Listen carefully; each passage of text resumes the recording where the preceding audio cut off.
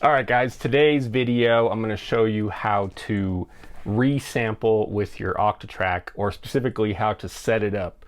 I'm not going to go over what you can do with resampling in this video. That'll be the next one. So we're going to go ahead and start from a new project.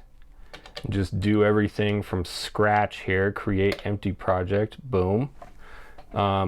If this is your first time using the Octatrack, this might be a little harder to follow, but I'll try and accommodate you as well. But we'll just name it, Resamp.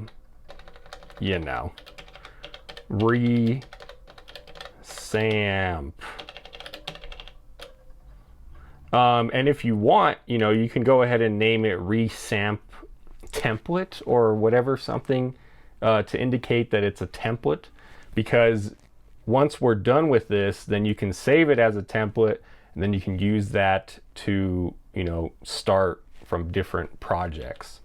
Or you can use that as a starting point for different projects, I should say. So, all right, creating new project. Okay.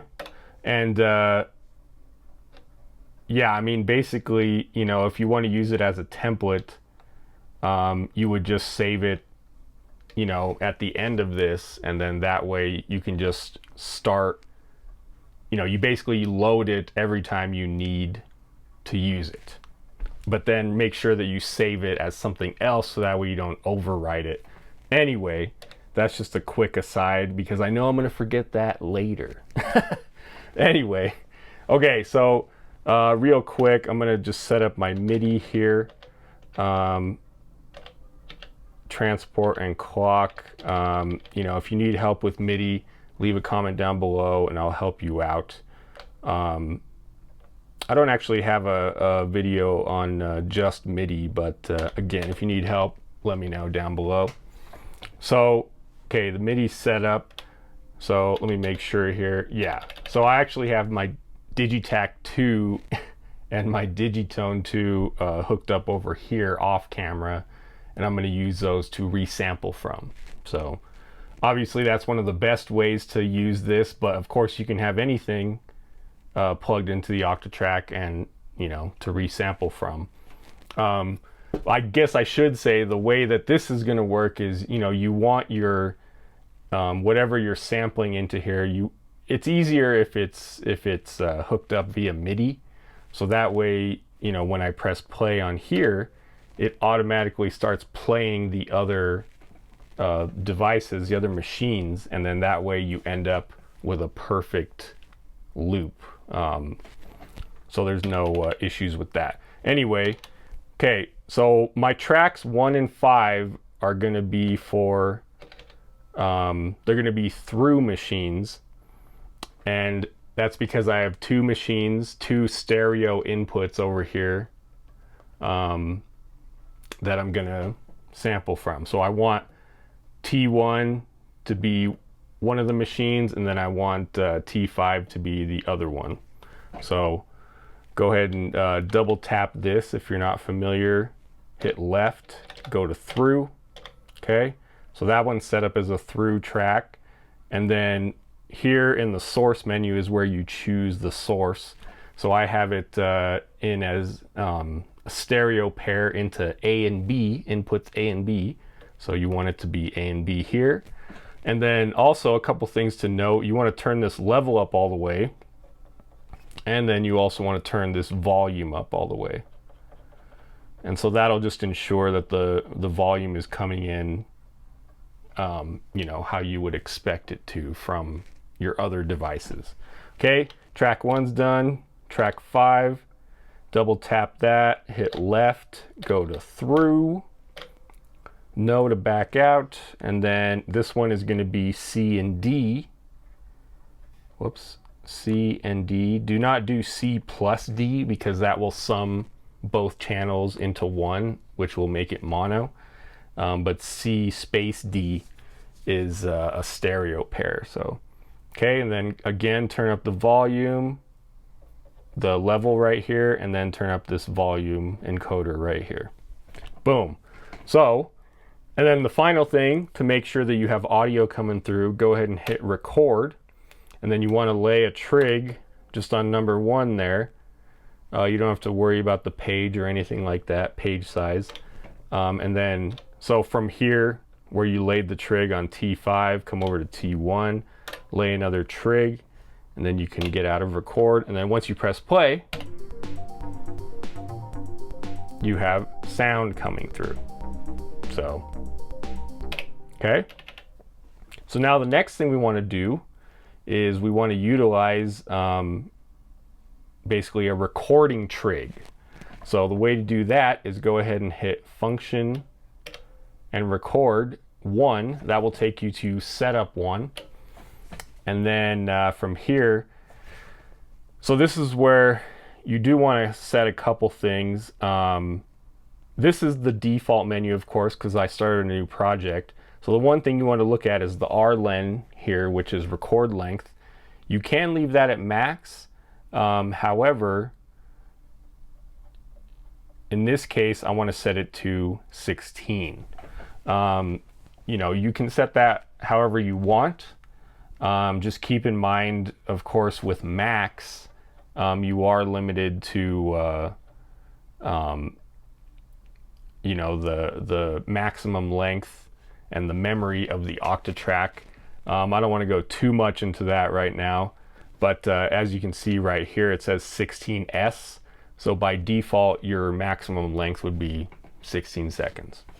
So I'm going to leave it at 16 to keep things simple for the purpose of this video. Okay, and then while we're still in the recording menu, you're going to want to hit record again. And then while you're in the recording menu and you hit record, you have access to place recording trigs.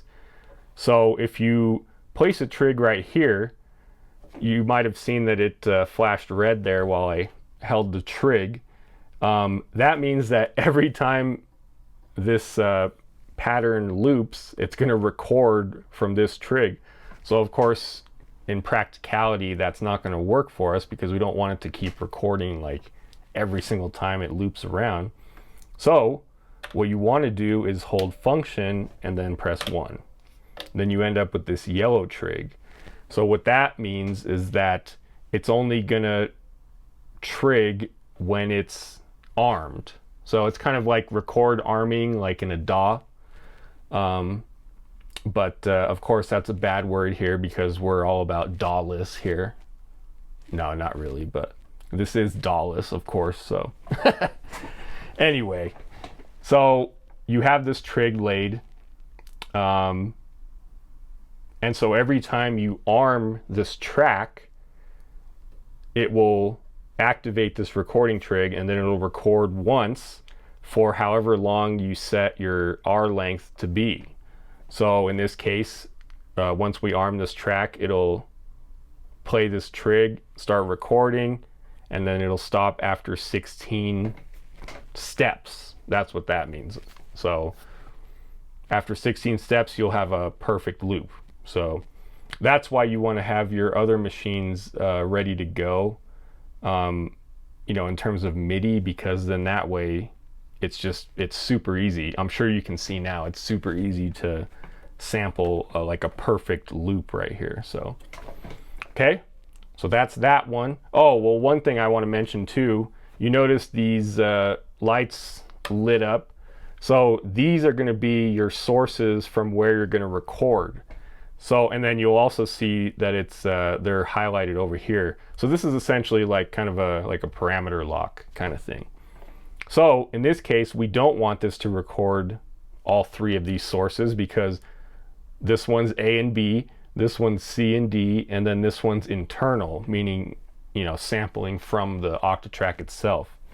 So being as we're on T1, we only want to record from A and B just to keep things consistent. You know, I guess in reality, you could like switch these if you wanted, but, you know, that's up to you. If you want to get crazy up in here. Okay, so just press these, it'll deactivate them, and then you'll just be left with this one to record from. Okay, now hit T5, and you'll still be in the recording menu here. So we're in record mode.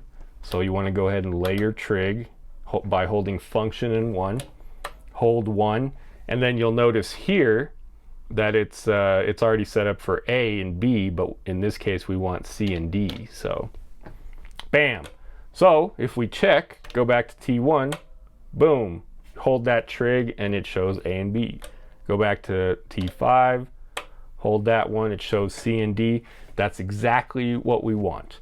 And also don't forget, and by you know, who I'm saying that to is actually myself. Don't forget that you want to set your RLen, in this case, to 16. Okay, bam. Okay, so now we can get out of here, hit no. So now, you know, you may have noticed hitting yes or no on accident, and when you do that, it'll arm all or disarm all. And so that's what this is used for, basically. So being as we set those recording trigs there that can be armed, that's how you're going to arm your tracks. If you don't want to do all of them at the same, you know, if you don't want to arm all the tracks, there's a couple different ways to do that. You can hit record and then just hit yes and it'll arm that track. So you could do that over here too. And then that way you could make sure that all these other ones are disarmed. You know, if you're getting crazy with the sampling, that might be something you want to worry about. But in this case, I'm not going to worry about it, so I'm just going to hit yes and no. I believe also you can hold T1. Yeah, so you can hold the track and you know, do it that way if you want. But why work harder than you need to? You know what I mean? So, okay. So now that they're armed, once we press play, both of these tracks are immediately going to start sampling whatever input is coming through here. And then what happens is you'll end up with a sample. However, there is one more thing we need to do. So go ahead and hit double tap T1. Okay. Oh, well, actually, no, we can do that. We can do that a little later. Never mind. We'll come back to that. So let's go ahead and hit play.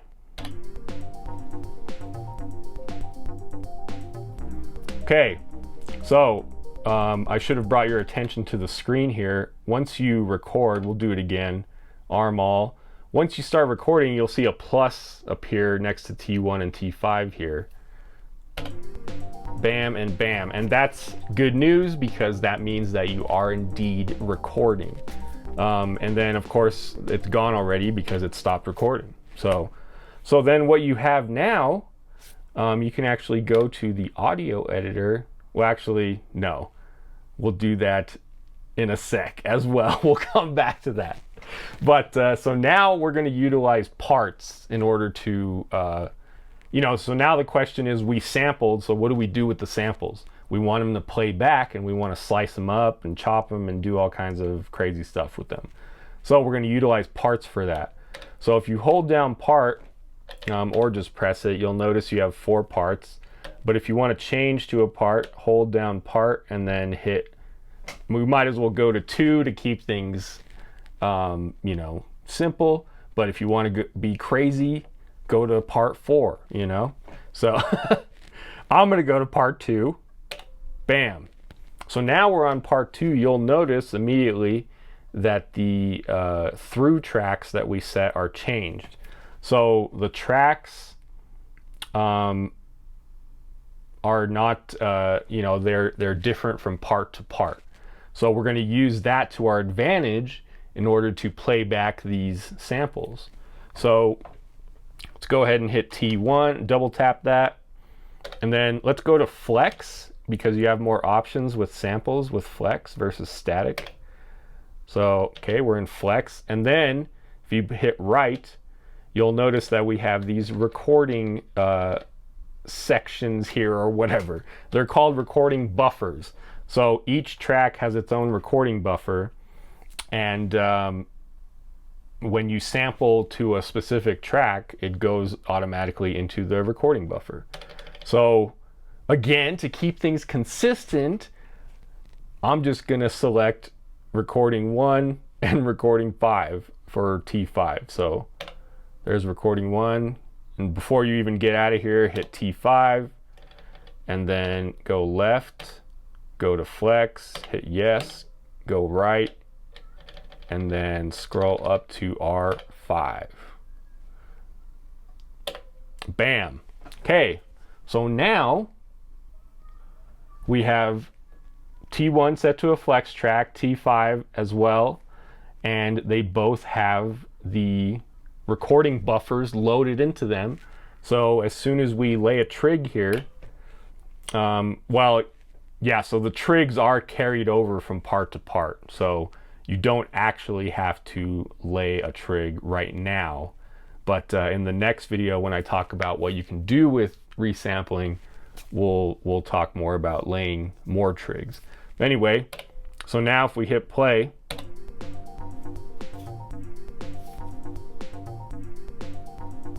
so you'll notice I didn't really let you guys listen to my pattern for very long on my Digitone and Digitact, but you'll be able to tell immediately that it's a sample because it's just looping those 16 steps, you know, that one bar. So so that's pretty much it. We'll go over in the next video more stuff you can do like that, and if you have any questions, leave them down below, and I will see you in the next one.